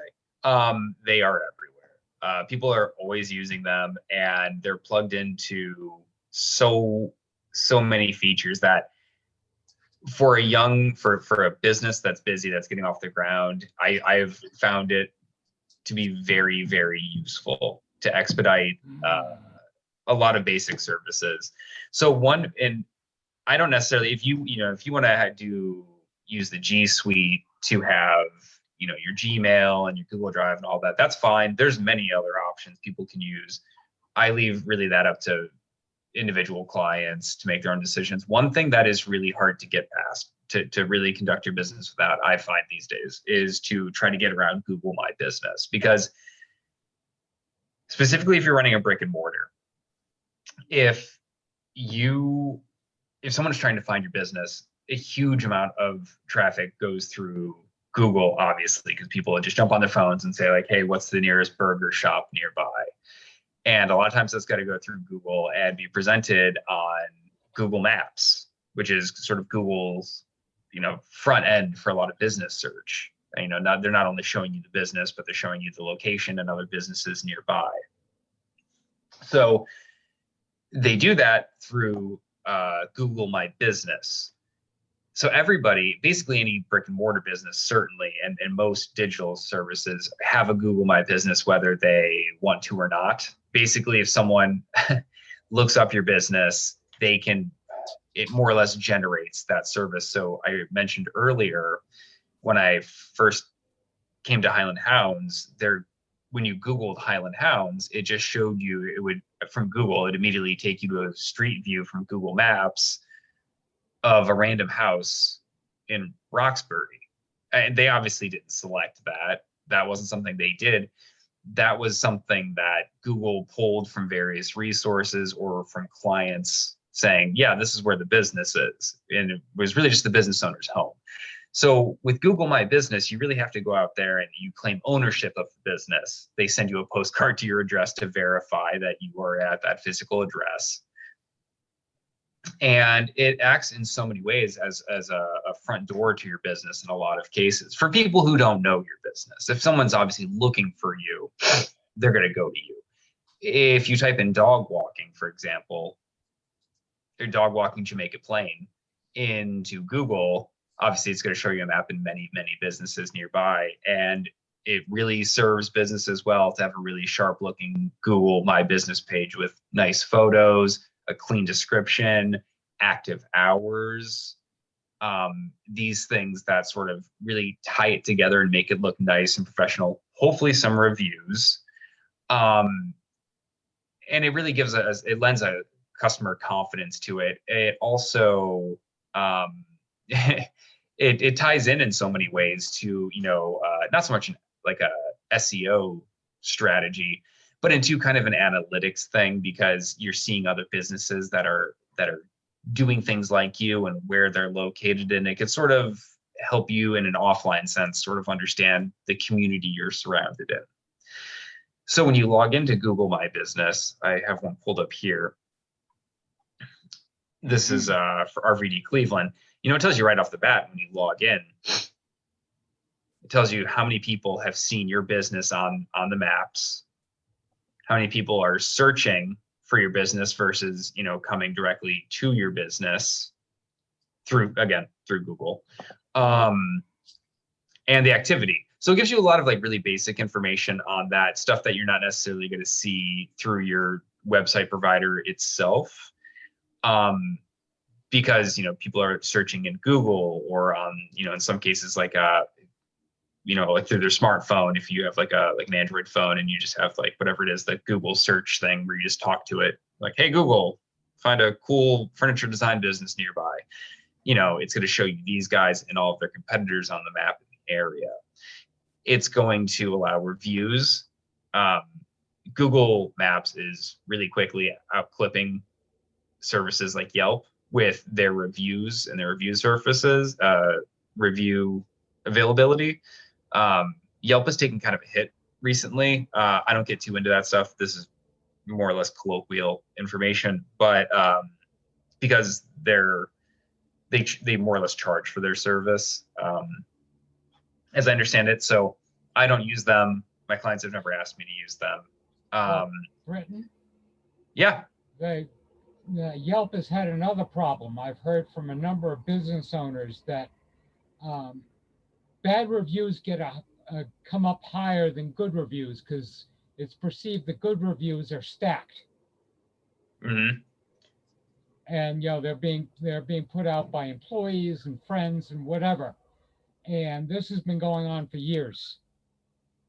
And you can pay to have those negative reviews scrubbed away, which is problematic for a lot of reasons. Yep. Because obviously it favors businesses who have more money. Google reviews is a much more egalitarian approach to things, in that what you see is what you get. It's right on the surface. Everyone can see it that when they log in. The best you can do is you could flag a comment or a review that you might find problematic. If someone just straight out lies about your business, you can flag that and have Google look at it. There's no option to pay anybody to do anything on the service, to do anything for you. So it feels a bit more honest. It could potentially be problematic, if someone decides they want to take down your business or something, if you really piss someone off. But people are really, really queuing in on the Google reviews. It helps, they weigh it as a part of the algorithm when they're listing your businesses amongst other similar businesses. Obviously, businesses that have more reviews are probably going to come up a bit higher and be more trusted by, clients or, your potential customers. So when I work with the business and we build their website, and we, set up their social media manager and make sure that they have active social media on the platforms that make sense to them, and have that go back to the website. The next thing I do is, because not all clients need like a Mailchimp necessarily right off the bat, so sometimes that comes around a little bit later. But the next thing I do after the social media is make sure that their Google My Business is good and healthy, because you'd hate to set up a great website and a great social media plan only to have a misleading Google My Business page full of incorrect business hours, descriptions that don't fit your business, an address that isn't correct. These things would all it would really set you back. So you can see here, when you log in, and it gives you this little sidebar thing. We want to make sure that most of this information is filled out. We haven't made a post in a while at RVD Cleveland, so we need to get back on that and do something like that. But you can see that it's a nice filled out profile, fun photos that kind of draw you into the business, that want to help you lead you to the website or to the social media. And you can see we even have our Instagram plugged in here. It's going to tell you like businesses. So it's part of like a whole ecosystem in that way. And again, it's free to use, and it's pretty quick to set up. And it is, for as much time as you could put into building a really cool looking website or a very robust social media strategy. This may be the first and last time someone sees your business because of the way that people search for businesses these days and new opportunities. This is how a lot of it happens, at least certainly in the brick and mortar space. Potentially less so in digital, obviously. But, it's been really helpful for brick and mortars during COVID as well, because they have they allow you to make specific COVID updates.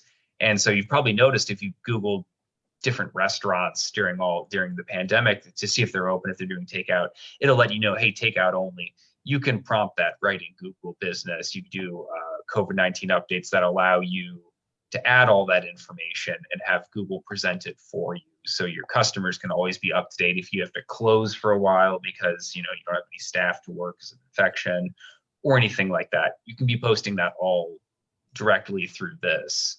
And, obviously you'd want to mirror that on your website or on your social media, but it can be right here, easy for people to see. They don't have to go to your website and be like, hey, are these people open today? None of that. It just gives it to you right up front. So it's been really invaluable for certainly for RVD Cleveland because they've switched their business strategy through the pandemic so they can keep customers aware of their situation as it evolves. Britton, could you show us what it looks like when you Google like furniture in Cleveland and how Yeah. it mediates itself? Let's see. Well, here, let's do this. This will be a little bit broader. Burger Shop, Cleveland.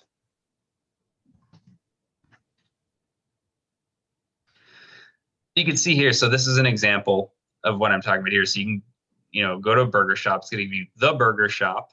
They got a Wahlburger, Burgers to Beer Express. That sounds like a place I'd like to be. And you can see here that this is all Google My Business. This isn't generated by like a website or anything. This is all Google My Business right here. So you can see they give you these options. They give you the address, star reviews, price points, basic thrust of the business. These are for COVID. These weren't around necessarily before COVID. I think they gave you really simple options and more just like restaurant with delivery. They've adjusted it. And so you can click on any of these and it's going to give you the map view and it's going to give you their Google My Business page, which again is I guess I keep saying page. It's more of just a splash. When did this but it's going to give you all of the relevant information. When did this happen? I missed this. When did Google for Business Yeah, happen? so it was sneaky. It's funny you should say that. It was very sneaky. This came about in about 2015.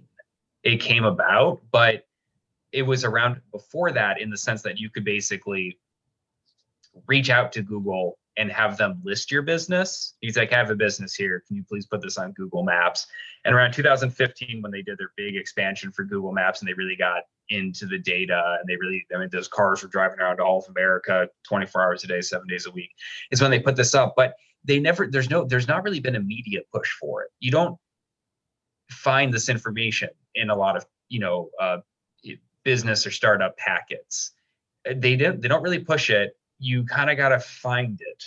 Again, when I went to Highland Hounds, when I went to even Pet Cabaret, they hadn't done this. They had not set any of this up. They're basically, Google saw that there was a business at that address and put a little dot on the map that said the Pet Cabaret is at 4404 Washington Street. And it's a pet supply company. And it was all based on just data they collected. And so if you Googled the Pet Cabaret, you could basically get there, but you wouldn't get any of the information you wanted to know from it. It would just give you a very blank slate almost. And then so you have to then say, oh, there's a listing for me. You reach out to Google and say, yes, I own this business. They send you the postcard. You enter your verification code and they say, perfect, now fill in the information. Obviously, that benefits Google in many, many, many, many ways because now they have a ton of data that they can use to do stuff like this. But also it very much helps customers queue into businesses they didn't know were there or, lends, credibility to them. To be honest, Burgers to Beers Express, I wouldn't expect to be a decent restaurant because that name sounds really, just sounds like a cheap, uncreative name, but they have some solid reviews. So I would want to maybe check this place out because burgers and beer rank among my most favorite things on the planet. Question? Yeah. This is different from Google AdWords, which is a paid service. Google My Business is a free thing. Yes. Yeah. So they are connected because you can use like all the entire Google Ad Suite can go. You can add it to this and do a lot of like marketing pushes that way. But this is 100% free. This doesn't cost anybody a dime. Okay. And when you say postcard, you don't mean a piece of paper in the mail. You mean a code to verify that you are the owner. Yeah, and they send it on a postcard. It literally is a physical postcard that goes to the mail. It's not an email. It is a postcard.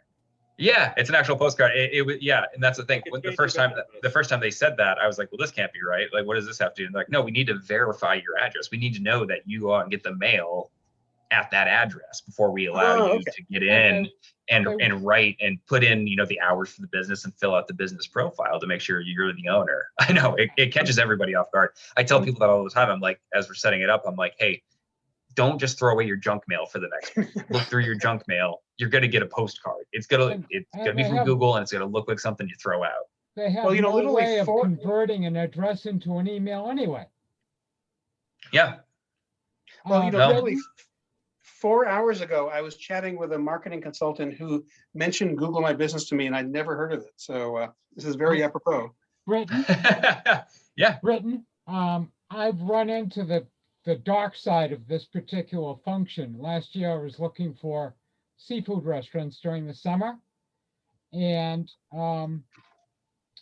I wanted to go to the Barking Crab. I wanted to go to a place in Faneuil Hall, and I know Faneuil Hall is a tourist trap, and I kind of fell into it. And they had, you know, one place had a really great price on a lobster roll and onion rings and chowder, and I thought, cool.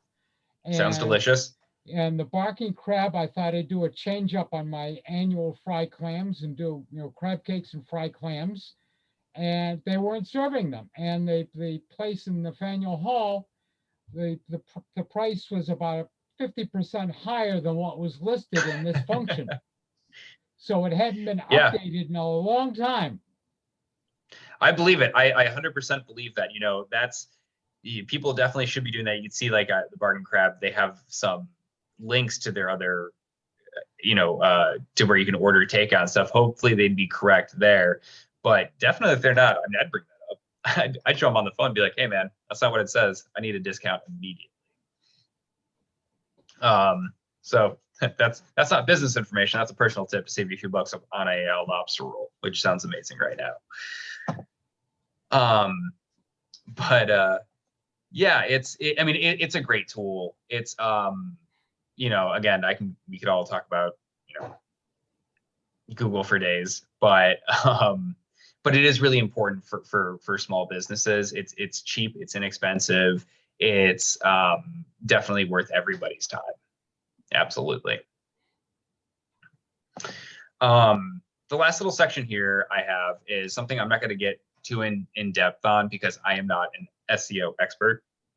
I just think it's important to talk about in general because a lot of people don't even know what SEO is, and that's fine because honestly, I didn't until just a number of years ago. I was doing a lot of this website building, and I had no idea what an SEO was. I had heard the term. I just never had anybody talk about it. Once I learned about what search engine optimization was, I thought, oh, okay, well, it's like an app you download and you just put words that you want associated with your business into it, and then it brings you traffic. And it's not the case. SEO is, like we were talking about earlier, is finding out what works for what people are searching for when they look for businesses like yours, and then putting that back into the language of your website. So we looked at earlier, let me try to find in one of these many tabs I have open. Here we go. Our traffic, our search words. So again, this is why I use Squarespace a lot as well, because SEO is kind of the sort of thing where you don't necessarily know where this information is coming from. A lot of people hire SEO professionals, which you can do through Squarespace, because they just don't even know where you can get these words from. Well, Squarespace will give them to you. There's a few other places you can grab them from. But we use, not for Highland Hounds so much, but I've used these for a lot of other businesses. And this is a great place to start. You know, you're going to get a lot of redundancies, but basically it's just going to let you know how people are talking about your business. You know, Miguel, who owns Highland Hounds, says we're a dog hiking company. We're a dog hiking company. I don't want to say we're dog walking, and that's fine. We don't have to tell clients we do dog walks. If he wants to be a dog hiking company, it's a semantic thing. That's fine. But we can sort of pepper in dog walking because people look for dog walking. Dog walking business Boston. That's how people know that terminology. People don't necessarily know dog hiking is a thing, but they know dog walking is a thing. So we could talk about dog walking on the website as a way of dangling the carrot, have them come to our website and see that we do dog hiking. And then that way they're like, oh, I didn't know that was a service that was offered. And throughout time, you sort of help Google refine its vernacular on how people talk about these things and how they search for these things. And over time, it brings it back. So it's not like you could just type in dog hiking and Google will be like, oh, all the dog hiking people, they all go to Highland Hounds now. Just point them to Highland Hounds. It's not going to work that way. You have to build and reinforce the idea over time. And it's worked. I built this website a year ago in April. And we were kind of stuck with the same number of clients. We had sort of plateaued. And it was very frustrating. Well, just recently, we've really blown up. And it's because our SEO really got people to understand that this is a thing that's available to them by talking about it on our website and just Google crawling through our website and pulling those words out and seeing consistently that we're talking about dog walking, that people are coming here, they're looking at dog hiking, and it creates a whole ecosystem. And a lot of it is, just from these search terms that we were looking at earlier. It's all pretty nebulous. I find, generally speaking, I wish there was just a box that I could put these words into and just have everybody shoot them over to a website. But that's not the case. What I do is I just give people a few quick tips when it comes to SEO stuff. First off, when you're uploading photos, people it's crazy that this is even a thing. Obviously, Google is searching for images. Google Images exists and it's widely used. You need to name every single photo that you put on your website. If you name a photo on your website, dog hiking, and someone types dog hiking, there's a chance they could see the photo on your website instead of just leaving in a string of numbers and letters based on the file names in your phone or your camera. It's a simple thing, and it'll actually help over time refine that search and bring people to you. Blogging is another thing. People love learning more about people's interests, and the more you blog about your interests, the more words you're putting out there that help Google find your business and sort of refine that process and bring more and more people to you. Consistency in messaging, again, this goes hand in hand with blogging, is that when you're referring to stuff, you're giving like this sort of branded content approach. So we talk about dog hiking because we don't want to be dog walkers. That's very generic, but we talk about dog hiking. So that doesn't mean anything the first time you say it. But after you blog about it and you talk about dog hiking and Google is seeing dog hiking and you keep writing posts about the benefits of taking your dog out in the woods and going hiking and how it's better than just walking around the block, you're building that message for Google to be consistently seeing that you're the person that talks about this. You're the guy to go to about this. But also for the clients, they see that every time they read a piece, you're not talking about dog hiking or dog, excursions. And they're like, wait, is that a different thing than dog hiking? Well, no, it's the same thing. Use the one term, just make it easier to understand. Another interesting thing, and I'm not gonna, this is wonky. So I'm not gonna go super into this or deeply into this, but Google Search Console is a feature. Let me actually just pull it up real quick. That is not unlike Google My Business. Is kind of in the background of their suite of products. It's a tool they offer, but it's not going to be one that jumps out at you. But the Search Console is kind of interesting. Let me see if I'm logged in anywhere. So the Search Console is kind of interesting because you could basically go in here and submit your domain. And let me see if I can just come up with one off the top. That'll work. And what it'll do is crawl through your website everything and see how many pages are there, how many words are on each page, how many photos are on each page, and create that map to help better understand your business. Let's see if we can see if this might have, hey, you know what, actually the best way to do this would be, I bet you already have one logged in here. Oh, here we go. Let's see. Yeah, so this is just another analytics tool in that way. But you know, you can go to sitemaps and you can see that, oh, look at that, just today, just earlier today probably. I have this sitemap, which is just your URL of your website / sitemaps, sitemap.xml. And when you put it into here, Google will crawl through your entire website. It'll find all the words on your website, all the pages, all the URLs. You can see this one has 191 URLs in there. So, you know, that's probably all the individual products that are on that page in addition to all the pages. And it'll create that website so that when people are searching for it, Google can then go and point directly to specific pages on your website much quicker. It doesn't have to learn your website. Let's see if I can find a good example of what I'm talking about. Let's try.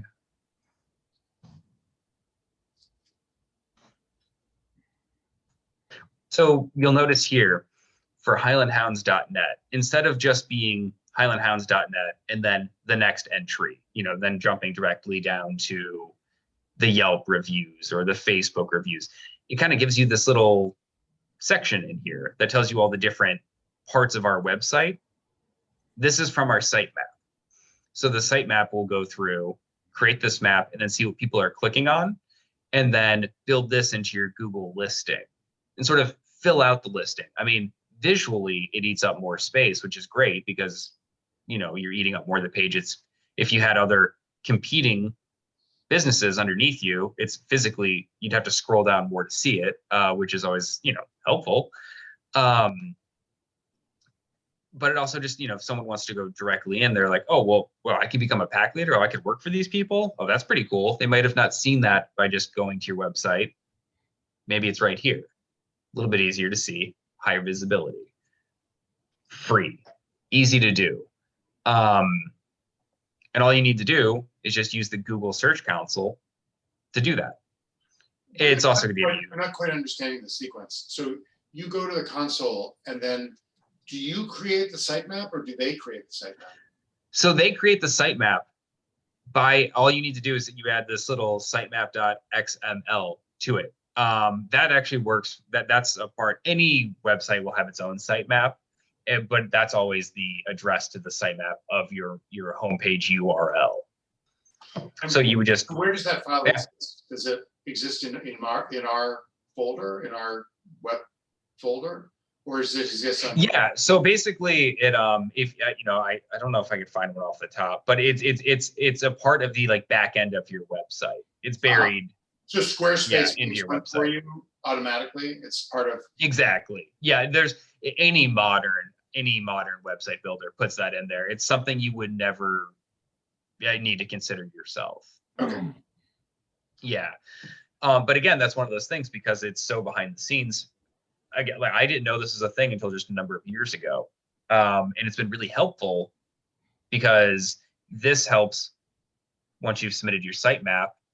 Google is constantly going back and looking at your website. And as you're creating more blog posts or, you know, putting more kind of buzzy keywords in there that are going to draw people to your website, Google is recording that when they crawl through your website via your sitemap, and they're seeing this. So I like to go through and create sitemaps about once a month for all the websites that I work on, just so if they've updated anything, put new blog posts, uploaded new photos, I'm making sure that Google is seeing that.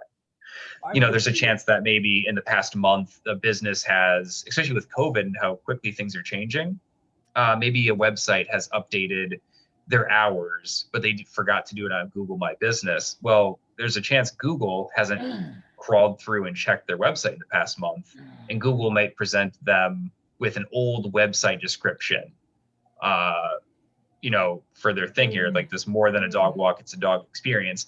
Well, what if that had changed in the last month, or the last week or whatever? And that's why you create sitemaps and you just put them through, and it prompts Google to search your website right then and there instead of waiting to do it on a rotating basis. I'm confused about something here. Yeah. Again, so if I hear this right, you're going to this console, you're typing in the name of your URL, sitemap XML, what you want the file to be called. Google generates it, and then are you able to download it and then put it on your site, or is Google just going to file it away and file it away? It's just going to file it away. This isn't something that you would need to interact with yourself. Mike, I think you're having the same misunderstanding that I did. Yeah. I think this address is an address of a physical file that your web creator puts right under the domain name. So you're basically telling Google, hey, look in here, get this file, and do an analysis on it, right? Exactly. No, that doesn't sound right. I'm sorry. I just Googled this concept. I put it in the chat. I think the idea is you find a service that makes sitemaps. I'm not clear that Google does that, but when you engage one of these probably free services to analyze your website and make sitemap.xml, you then upload it into your FTP site at the root level of your website. And I'm inferring from what Britton is saying, Google will notice that. And since you saved them the trouble of analyzing your website, you get this better display on search results. Is that a fair summary? Yeah, I can't speak to some of the That is the impression more refined points there, but yeah.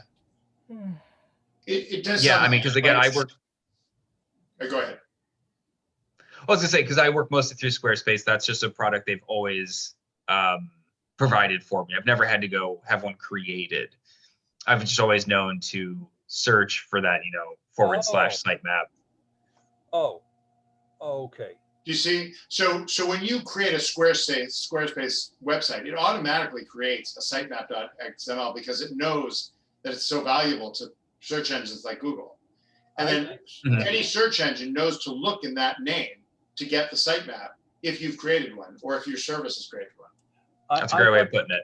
I thought the Google Search Console was part of Google, but no, it's part of Squarespace, and that makes no, Mike. Google, the console is part of Google. Okay. But Google is using a file that's created by Squarespace. Yes. So when you use a web service. I get it now. Okay. Right, but you don't have to engage Squarespace. There are many free sitemap generators out there. Exactly. Yeah. You might prefer the one that you choose to Squarespace's. Sure. And then you substitute. Absolutely. Because a sitemap's seems like a very special thing. All right. Thanks for clearing that up. Yeah, this is a piece of SEO I'd never heard of before. Thank you, Britt. This is really great. Yeah. It's really Well, yeah. Again, I'm not an SEO expert. I use the tools that make sense to me, because it can be a very involved process, and there are people who can game the algorithm. Well, they think they can game the algorithm and put in little tricks all over the place.